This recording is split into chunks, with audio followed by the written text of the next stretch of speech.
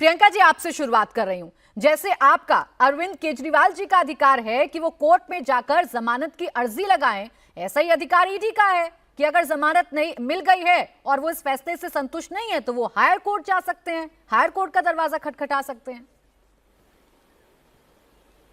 Procedure में तो बहुत कुछ कर सकते हैं प्राची जी। सभी को नमस्ते पहले तो जी। पर आप भी तो भाजपा से पूछिए कि अरविंद केजरीवाल जी को जेल के अंदर ही रखना है, ऐसी इन्फोर्समेंट डायरेक्टोरेट की मंशा क्यों है?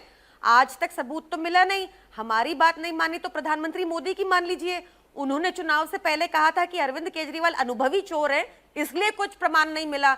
कल आपने निचली कोर्ट का अदालत का फैसला पढ़ा, उन्होंने बताया कि ईडी ने सिर्फ हवाई बातें की हैं, 2 साल हो गए, इनसे कोई चवन्नी की रिकवरी नहीं हुई।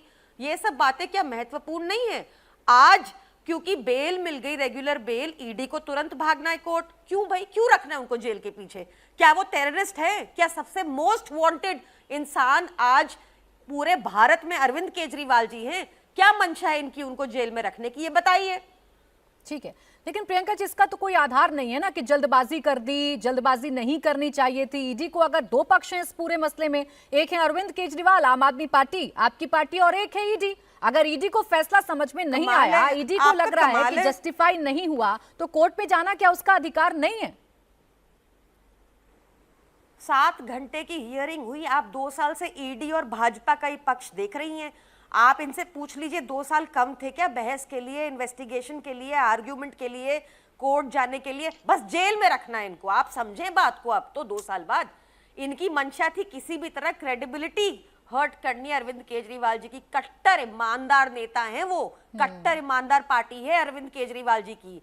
ऐसे व्यक्ति को जेल में रखा है क्योंकि डरते हैं, क्योंकि मोदी जी को चैलेंज करते हैं साफ साफ। जी, आपकी पार्टी के नेता हैं, आप उन्हें सर्टिफिकेट दे सकते हैं, लेकिन मामला कोर्ट में है। कोर्ट को तय करना है कि कौन ईमानदार है, कौन ईमानदार नहीं है। रही बात कि भारतीय जनता पार्टी से सवाल क्यों नहीं पूछे जाते हैं, तो चूंकि आपका, मैडम एक सेकंड, मैंने वो ऑर्डर भी दिखाया है, आज सुबह से दिखा रही हूं, मैंने वो ऑर्डर भी दिखाया है। 2 साल से आप भी कह रही हैं, मैं आपकी अनगिनत डिबेटों पे आई हूं जहां आप यही प्रूफ करना चाहती हैं कि हम भ्रष्ट है, हम करप्ट है, हमें जेल के अंदर होना चाहिए। प्रियंका जी, लेकिन मेरे प्रूफ कर देने से कुछ प्रूफ नहीं होगा ना। कोर्ट जो प्रूफ करेगा वही पूरा देश मानेगा। मैं क्या कहती हूँ अपने डिबेट पर, उससे अगर जनता को असर पड़ता और जनता अगर उसे सर्टिफिकेट मानती तो फिर तो मैडम क्या ही हो जाता इस देश में। आरपी सिंह जी, क्या गलत कह रही हैं प्रियंका कक्कड़ जी?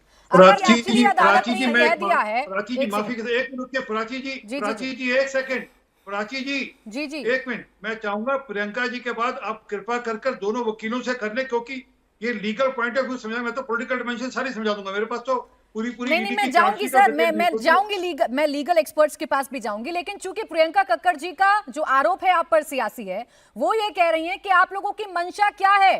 कल निचली अदालत ने बड़ी साफ कहा ना कि ईडी प्रूफ नहीं कर पाई, वो 60 करोड़ की मनी ट्रेल बता नहीं पाई। विजय नायर का क्या डायरेक्ट संपर्क है अरविंद केजरीवाल से, वो नहीं बता पाई। तो जल्दबाजी क्यों है उन्हें जेल में रखने की?